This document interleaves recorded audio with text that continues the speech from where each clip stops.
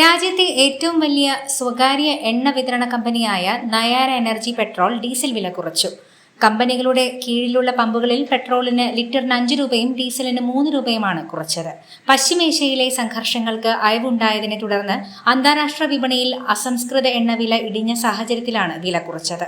2 വർഷത്തിനിടെ ആദ്യമായാണ് ഒരു കമ്പനി റീറ്റെയിൽ ഇന്ധന വില കുറയ്ക്കുന്നത്. രാജ്യത്തെ ആകെയുള്ള നയാരയുടെ 7000-ലധികം പെട്രോൾ പമ്പുകളിൽ പുതുക്കിയ നിരക്കുകൾ നിലവിൽ വന്നു. എന്നാൽ ഓരോ സംസ്ഥാനത്തെയും പ്രാദേശിക നികുതികളും മൂല്യവർദ്ധിത നികുതിയും വ്യത്യാസമുള്ളതിനാൽ പമ്പുകളിലെ വിലയിൽ ചെറിയ മാറ്റങ്ങൾ ഉണ്ടായേക്കാം. അതേസമയം പൊതുമേഖലാ എണ്ണക്കമ്പനികൾ ഇന്ധനവിലയിൽ നിലവിൽ മാറ്റമൊന്നും വരുത്തിയിട്ടില്ല.